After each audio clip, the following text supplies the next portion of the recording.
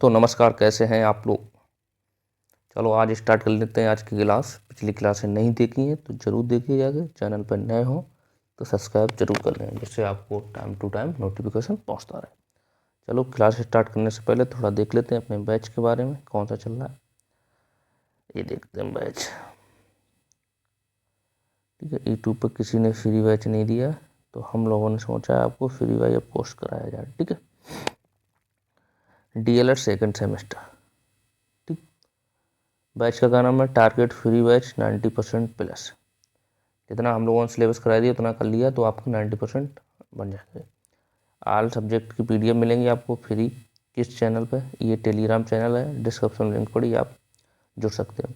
कोई भी आपको डाउट है तो हमारे इस नंबर पर व्हाट्सअप कर सकते हो। ठीक, सुबह क्लास चल रही है साइंस की जो कंप्लीट हो गई है और प्रैक्टिस स्टार्ट हो गई है। ठीक है, और सुबह ही चल रही है आपको 11 बजे इंग्लिश की क्लास चल रही है। ठीक है, और शाम आप हमसे जुड़ते ही हो वर्तमान भारतीय समाज और प्रारंभिक शिक्षा के साथ।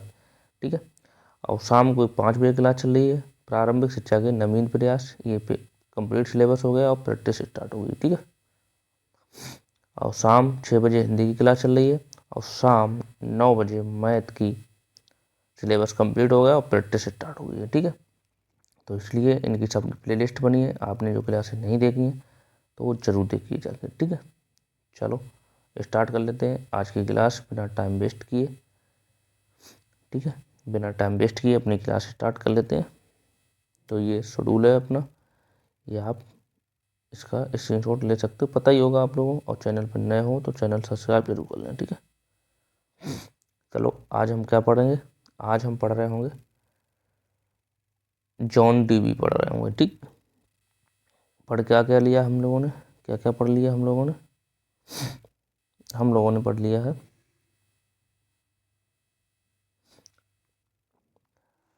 प्लेटो पढ़ लिया है, प्लेटो पढ़ लिया है, प्लेटो पढ़ लिया है,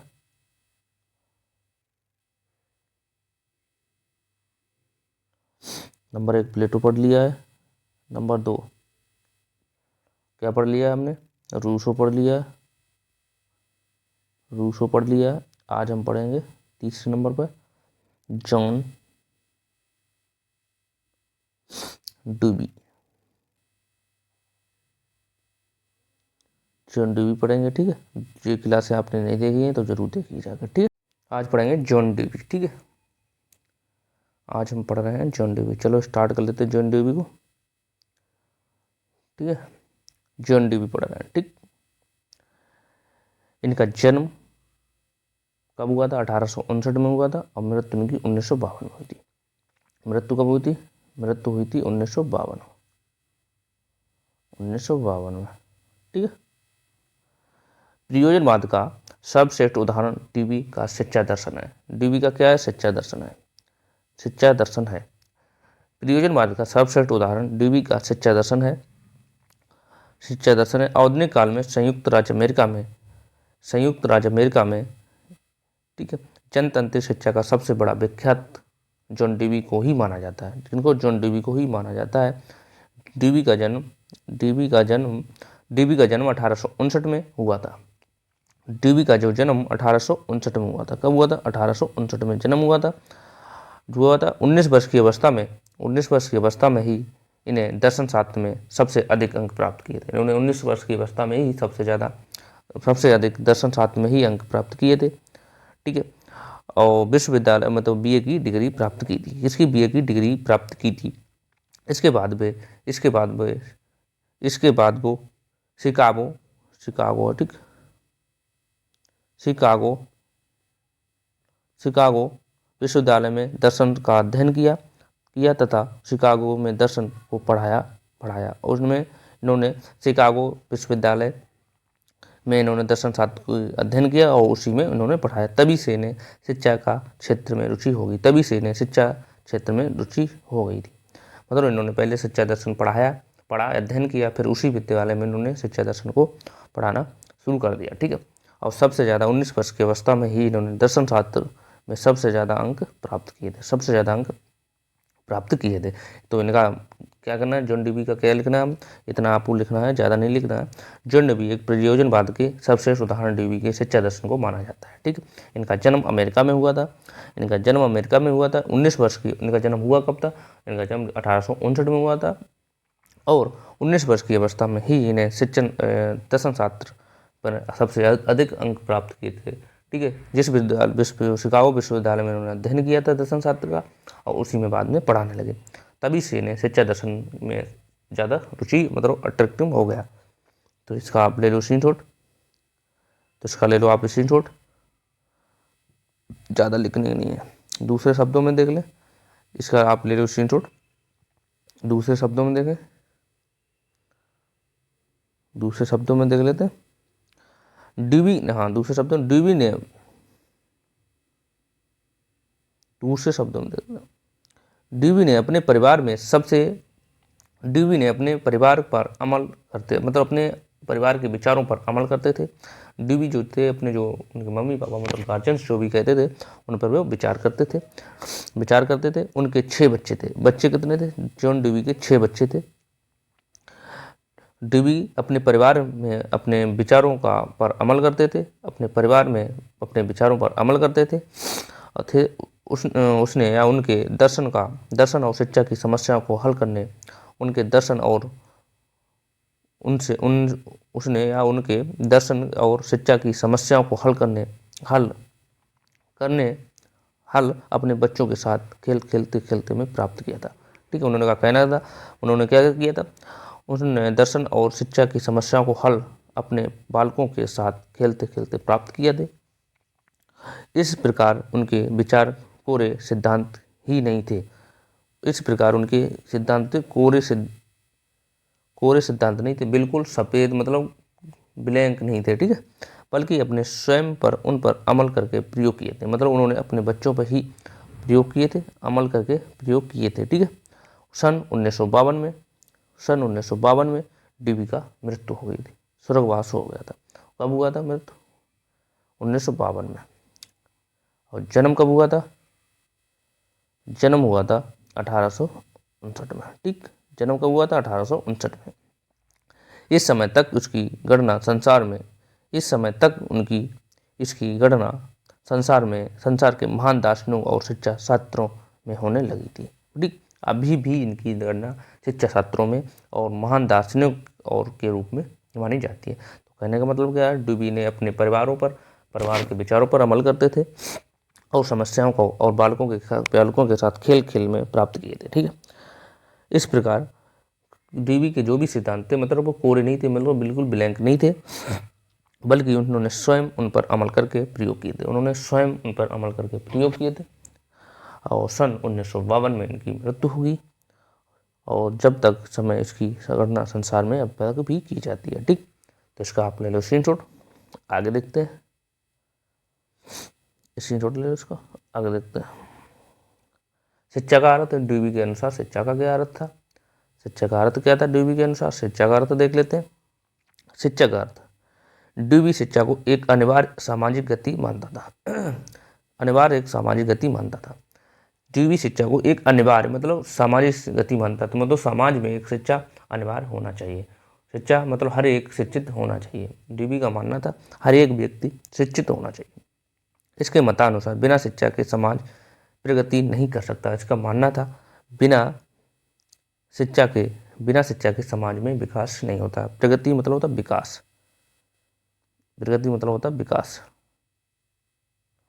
विकास संभव नहीं है। प्रगति मतलब होता विकास नहीं हो सकता, मतलब जब तक व्यक्ति शिक्षित नहीं है तब तक विकास नहीं होता। जॉन डीवी का मानना था, मतानुसार था। इसी के आधार पर सभ्यता की रक्षा का विकास होता है। ठीक, तो इसका मतलब इसी के आधार पर शिक्षा और रक्षा का विकास होता है। शिक्षा अनुभव के पूर्ण निर्माण व पुनर्रचना का एक क्रम है, मतलब शिक्षा अनुभव के पुनर्निर्माण या पुनर्रचना का एक क्रम है। ठीक है, जो कि मनुष्य की क्षमता में वृद्धि करने के द्वारा अनुभव और भी अधिक सामाजिक महत्व प्रदान करती है। मतलब कहने का मतलब ये था डीवी का कि आप शिक्षित हो तो आप अच्छा अनुभव कर सकते हो, अच्छा सोच सकते हो और अपनी मतलब सोचने में वृद्धि हो सकती है। मतलब ज़्यादा अच्छा सोच सकते हो। ठीक, मनुष्य की क्षमता में वृद्धि हो, सोचने की क्षमता में वृद्धि हो सकती है। ठीक है, करने के द्वारा अनुभव और उनके अधिक सामाजिक महत्व को प्रदान करती है। ठीक, तो कहने का मतलब था शिक्षा, डीबी का शिक्षा का अर्थ क्या था? डीबी शिक्षा को एक अनिवार्य शिक्षा सामाजिक मानता था। इसके अनुसार शिक्षा, जिसके बिना शिक्षा समाज का विकास संभव नहीं है। इसी के आधार पर मतलब रक्षा, विकास, अनुभव, शिक्षा, अनुभव का पुनर्निर्माण और पुनर्रचना का एक क्रम है जो कि मनुष्य की क्षमता में वृद्धि करने के द्वारा अनुभव को और भी अधिक सामाजिक महत्व प्रदान करती है, और भी अधिक अनुभव प्रदान करती है। ठीक है, तो इसका ले लो ऑप्शन। इतना आप लिखा होगा तो 2 नंबर, ज़्यादा लिखने की जरूरत नहीं। ये लिखने को आ जाएगा शिक्षा, डीबी का शिक्षा का अर्थ क्या था, पूरा लिखने आ जाएगा। क्वेश्चन आएगा आपको डीबी का शिक्षा पर लिखने का क्या अर्थ है, तो आप ये लिख सकते हो। ठीक, इसका आप स्क्रीनशॉट ले लो।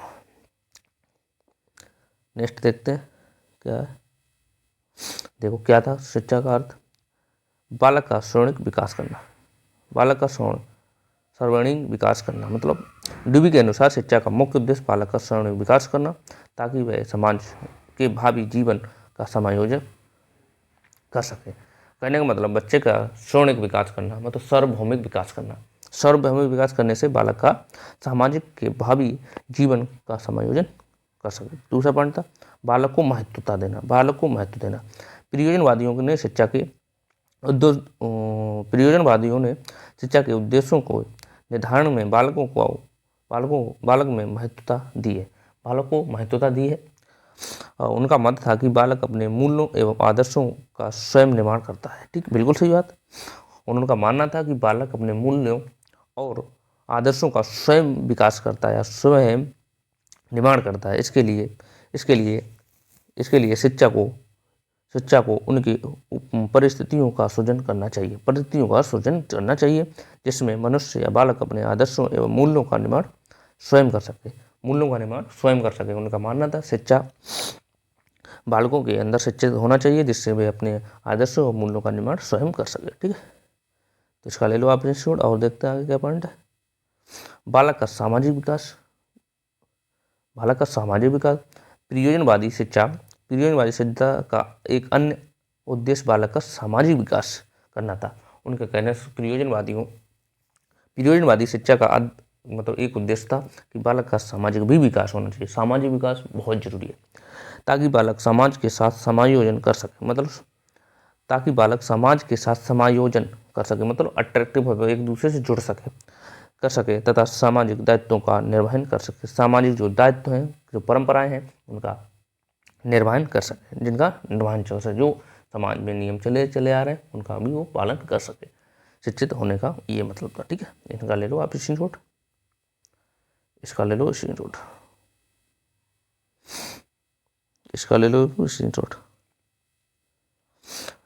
शिक्षा का पाठ्यक्रम कैसा होना चाहिए? डीबी के अनुसार शिक्षा का पाठ्यक्रम कैसा होना चाहिए? डीबी के अनुसार शिक्षा का पाठ्यक्रम कैसा होना चाहिए? डीबी शिक्षा प्रक्रिया को 2 अंग मानता है। कितने अंग मानता है? 2 अंग मानता है, एक मनोवैज्ञानिक, एक सामाजिक। एक वो मनोवैज्ञानिक मानता है, एक सामाजिक मानता है। मनुष्य की मनोवैज्ञानिक और सामाजिक प्रवृत्तियों को शिक्षा के लिए अनिवार्य स्वीकार किया है। उसका मानना था बच्चों का पाठ्यक्रम कैसा होना चाहिए? एक मनोवैज्ञानिक होना चाहिए, मनोवैज्ञानिक होना चाहिए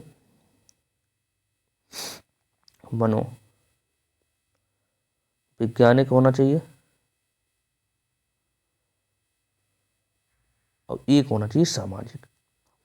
एक कैसा होना चाहिए? सामाजिक होना चाहिए।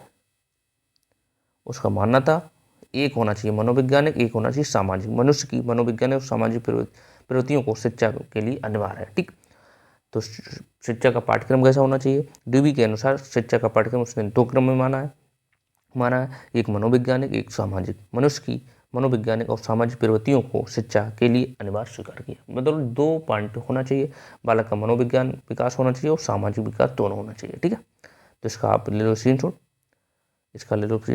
चलो देखते हैं आगे।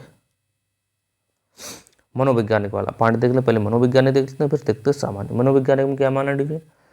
शिक्षा का पाठ्यक्रम विधि बालक की मूल प्रवृत्तियों और शक्तियों के आधार पर निश्चित की जानी चाहिए। बालक की शिक्षा उसकी रुचियों के अनुसार होनी चाहिए। बिल्कुल सही है, बालक की शिक्षा उसकी रुचि के अनुसार होना चाहिए। जैसे बालक जिस डायरेक्शन में जाना चाहिए उसे वैसी शिक्षा देनी चाहिए, न कि अपने अनुसार उसे थोपना चाहिए। बालक की रुचि देखना चाहिए, बालक का मन देखना चाहिए, टारगेट देखना चाहिए, वो किधर जाना चाहिए।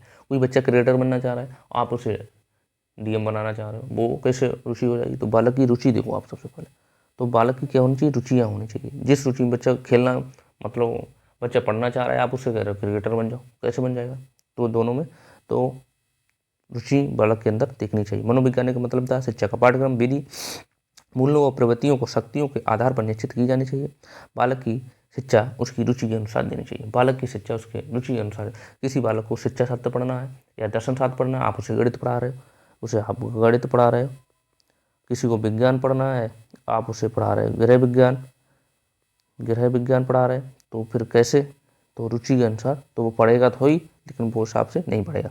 तो बच्चों को हमेशा उसकी रुचि के अनुसार शिक्षा देनी चाहिए, ठीक है। किसी बच्चे को गणित नहीं पढ़ना है, आप उसे गणित पढ़ा रहे हो, तो कैसे हो जाएगा? तो ये चीज़, किसी को अंग्रेजी पढ़ना है, इंग्लिश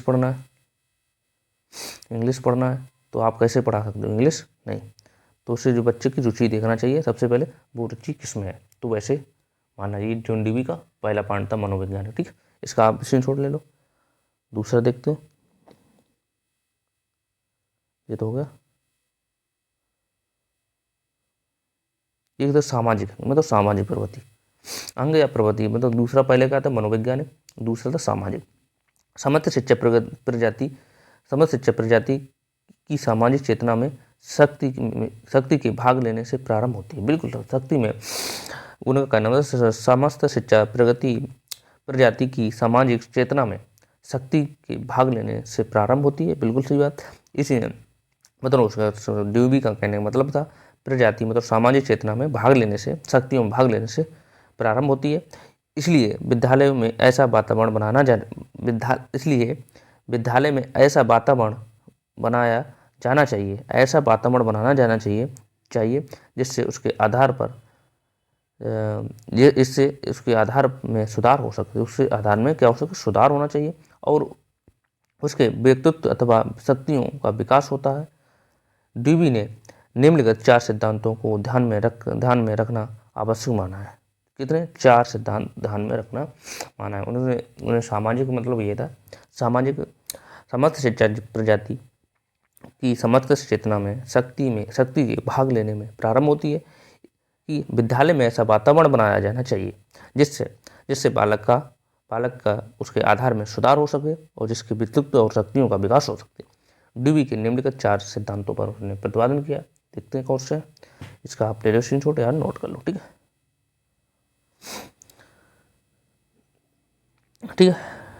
अब देखते हैं अनुशासन क्या होना चाहिए? अनुशासन कैसा होना चाहिए? ड्यूबी के अनुसार अनुशासन कैसा होना चाहिए? ड्यूबी अनुशासन की परंपरागत धारणा का विरोधी था। ड्यूबी जो था परंपरागत धारणा का विरोधी था, ठीक है। कैसा था? विरोधी था। उसे बालक के आचरण की क्रमिक साधनों द्वारा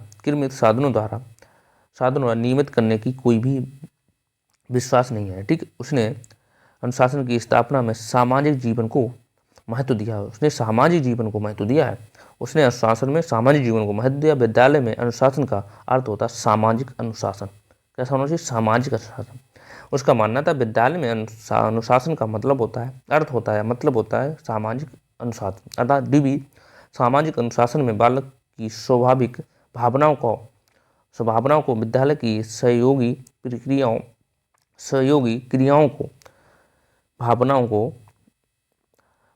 सहयोगी क्रियाओं के माध्यम से अनुशासित करने के समर्थक थे। उनका मानना था विद्यालय में सामाजिक क्रियाओं के माध्यम से अनुशासित करने का समर्थन थे, ना कि मतलब दंड देकर अनुशासन बनाना चाहिए, ठीक है। उनका कहने का मतलब था ड्यूबी परंपरागत धारणा का विरोधी थे। उसे बालक के आचरण की क्रमिक साधनों द्वारा निर्मित करने में कोई विश्वास नहीं था, ठीक है। और उनका मानना था कि सामाजिक जीवन को महत्व दिया जाए। उन्होंने कहा था सामाजिक जीवन का महत्व दिया जाना चाहिए। इसका सामाजिक जीवन का महत्व देना चाहिए। विद्यालय में अनुशासन का भी अर्थ होता है कि सामाजिक अनुशासन बनाए रखना है, मतलब सामाजिक अनुशासन के अकॉर्डिंग बनाए रखना। ड्यूबी के सामाजिक अनुशासन में बालक की स्वाभाविक भावनाओं में विकास होता है। सहयोगी क्रियाओं के माध्यम से अनुशासन करने का समर्थन था। ठीक है, किसका था? सहयोगी क्रियाओं के माध्यम से अनुशासन करने का समर्थन था। ठीक, तो इसका आप ले लो स्क्रीनशॉट, इसका ले लो आप स्क्रीनशॉट, ये मिटा देते हैं, इसका ले लो आप स्क्रीनशॉट, इसका ले लो आप स्क्रीनशॉट। ठीक है, ये 2 नंबर में पूछ लिया जाता है। नेक्स्ट देखते हैं, शिक्षण विधि कैसी होनी चाहिए? शिक्षण विधि कैसी होनी चाहिए ड्यूबी के अनुसार? ड्यूबी के अनुसार शिक्षण विधि कैसी होनी चाहिए? ड्यूबी के अनुसार शिक्षण विधि का अर्थ होता है विषय वस्तु की उस व्यवस्था से है। ड्यूबी के अनुसार शिक्षण विधि का अर्थ होता है विषय वस्तु की उस व्यवस्था से जो उसका सहयोगी करने के लिए सर्वाधिक प्रभावपूर्ण हो, सर्वाधिक प्रभावपूर्ण बनती है। जब हो विधि विषय वस्तु के प्रतिकूल नहीं होनी चाहिए। विधि जो है विषय वस्तु के प्रतिकूल नहीं होनी चाहिए, नहीं होती है, वरना ये तो वांछित परिणामों की ओर विषय वस्तु का प्रभावशाली निर्देशित है। ठीक, उनका कहने का मतलब शिक्षण विधि ऐसी होनी चाहिए जो विषय वस्तु की व्यवस्था हो। ठीक है, जब विषय वस्तु की उस पर है जो उसके उपयोगी करने के लिए सर्वाधिक महत्वपूर्ण या प्रभावपूर्ण बनती है। ठीक, विषय वस्तु के प्रतिकूल नहीं होनी चाहिए, विषय वस्तु के प्रतिकूल नहीं होनी चाहिए। ठीक है, वरना ये तो वांछित परिणामों की ओर विषय वस्तु को प्रभावशाली निर्देश है। ठीक, इसका ले लो आप स्क्रीनशॉट, इसका ले लो आप स्क्रीनशॉट। नेक्स्ट देखते हैं, स्कूल कैसा होना चाहिए? स्कूल देख ले, ड्यूबी के अनुसार स्कूल कैसा होना चाहिए? स्कूल कैसा होना चाहिए? विद्यालय एक सामाजिक संस्था है। बिल्कुल सही बात, ड्यूबी ने क्या माना? विद्यालय एक सामाजिक संस्था है। ठीक है, विद्यालय एक सामाजिक संस्था है, क्योंकि शिक्षा सामाजिक प्रक्रिया है। शिक्षा एक क्या है? सामाजिक प्रक्रिया है। शिक्षा एक सामाजिक प्रक्रिया है, इसलिए विद्यालय सामाजिक जीवन का केवल एक रूप है। इसलिए इस विद्यालय सामाजिक जीवन का केवल एक रूप है, जिसमें वे समस्त साधन केंद्रित होते हैं जो बालक को प्रजाति के पृथक संपत्ति में अपना भाग प्राप्त करने तथा उसे अपनी शक्तियों को सामाजिक हितों के लिए उपयोग में लाने के लिए तैयार रहते हैं। ठीक है, उनका मानना था विद्यालय कैसा होना चाहिए? विद्यालय एक सामाजिक संस्था है, क्योंकि सामाजिक एक प्रक्रिया, शिक्षा एक सामाजिक प्रक्रिया। शिक्षा एक क्या है? सामाजिक प्रक्रिया। ये किसने माना? शिक्षा एक सामाजिक प्रक्रिया है। इसलिए विद्यालय सामाजिक जीवन का केवल एक रूप है, जिसमें वे समस्त साधन केंद्रित होते हैं जो बालक को प्रजाति की पृथक संपत्ति में अपना भाग प्राप्त करने तथा उसे अपनी शक्तियों को सामाजिक हितों के लिए उपयोग में लाने के लिए तैयार करते हैं। ठीक, तो ये था पॉइंट। तो ये 2 नंबर में पूछ जाती है। ये क्लास आपने कर ली तो आपके 2 नंबर पक्के हो जाए। यहाँ से एक क्वेश्चन पूछा ही जाता है। ठीक है, जॉन डीबी से एक क्वेश्चन पूछा जाता है, हर बार पूछा हुआ क्वेश्चन है, तो आप यहाँ से कर लो। ठीक है, और चैनल सब्सक्राइब ना किया हो तो चैनल जरूर सब्सक्राइब कर लो। आप लोग लाइक नहीं करते हो, लाइक भी किया करो। ठीक है, तो इसका ले लो आप स्क्रीनशॉट, एक बार फिर देख चल रहे हैं दोबारा से, जहाँ से पढ़े हम लोग वहाँ से देखते थे। ठीक है, जॉन डीबी, यहाँ से आप स्क्रीनशॉट ले लो इसका, फिर आप इसका स्क्रीनशॉट ले लो, इसका स्क्रीनशॉट ले लो, इसका स्क्रीनशॉट ले लो, इसका स्क्रीनशॉट ले लो, इसका स्क्रीनशॉट ले लो, इसका स्क्रीनशॉट ले लो, इसका स्क्रीनशॉट ले लो, इसका स्क्रीनशॉट ले लो, इसका स्क्रीनशॉट ले लो, इसका स्क्रीनशॉट ले लो, इसका ले लो। और चैनल पर नए हो तो जरूर सब्सक्राइब कर लेना। जो बच्चों ने बैच लिया है और जो बैच दे रहे हैं 500 रुपये, उनसे मैच कर लेना। जो बैच दे रहे हैं 500 रुपये में, उनसे मैच कर लेना, सिलेबस कंटेंट मैच कर लेना और हमारा कंटेंट मैच कर लेना। किसका बढ़िया है वो आपको पता लग जाएगा। ठीक है, सारा इतना बढ़िया करके कंटेंट दिया जा रहा है जिसमें आपको एक्स्ट्रा पढ़ने की जरूरत ही नहीं पड़ेगी। आपको जितना यहाँ से इतना पढ़ लिया, आपका बहुत अच्छी 90% आपका बन जाएगी, 90% प्लस बनेगी। आपने इतना भी पढ़ लिया जितना हम लोगों ने पढ़ा दिया। ठीक है, तो इसलिए चैनल पर नए हो तो चैनल सब्सक्राइब कर लो और लाइक भी साथ में करते रहो। ठीक है, और अपने दोस्तों को भी शेयर करो और ऐसा यूट्यूब पे किसी ने अभी तक पूरा कंप्लीट बैच नहीं दिया है। हम लोगों ने कंप्लीट, मेरा सिलेबस सबका हो चुका है और स्टार्ट हो रही प्रैक्टिस। ये दो सब्जेक्ट बचे हैं, उनकी क्लासेस चल रही हैं और फिर प्रैक्टिस स्टार्ट होगी। ठीक है, कल हम लोग क्या पढ़ने वाले हैं? कल हम पढ़ेंगे क्या क्या पढ़ लिया। पहले नंबर 1 हम ये देख लेते हैं पढ़ क्या लिया। प्लेटो पढ़ लिया है, प्लेटो पढ़ लिया है। नंबर 2 रूसो पढ़ लिया है। नंबर 3 आज हमने पढ़ लिया है जॉन डेवी पढ़ लिए है, जॉन डेवी पढ़ लिए, जॉन डेवी पढ़ लिए, डेवी। और हम कल क्या पढ़ने वाले हैं? कल क्या पढ़ेंगे 4 नंबर पे? कल हम पढ़ रहे हैं फेबल, फेबल पढ़ लेंगे। ठीक है, कल हम पढ़ रहे हैं फेबल। उसके बाद बस एक ही बचा है, मॉन्टेसरी बचा है। फिर पढ़ेंगे खंड 4, उसमें पढ़ने वाले होंगे शिक्षा का, शिक्षा, शिक्षा और समाज, शिक्षा और समाज, शिक्षा पर समाज पर क्या फर्क पड़ता है, ये हम पढ़ने वाले होंगे। ठीक है, तो इसलिए अभी तक वो पिछली क्लासें नहीं देखी है तो ज़रूर देखिए कि आपको एक्स्ट्रा पढ़ने की ज़रूरत ही नहीं पड़ेगी। जितना हमने पढ़ा दिया, जितना हमने पढ़ा दिया उतना आपने पढ़ लिया तो आपकी 90%। ठीक है, बच्चों की सबसे ज़्यादा बैक लगती है। ठीक है, फर्स्ट सेमेस्टर तो पास हो जाता है, सेकंड में बहुत बच्चों की बैक लगती है। ठीक है, तो इसलिए टेंशन ना लो, सारा सिलेबस कंप्लीट कराया जाएगा। तो ये 3 क्लासें आपने नहीं देखी तो ज़रूर देखिए, फिर पढ़ेंगे नेक्स्ट टॉपिक में। ठीक है, चलो फिर मिलते हैं नेक्स्ट क्लास में, तब तक के लिए थैंक यू और बाय बाय।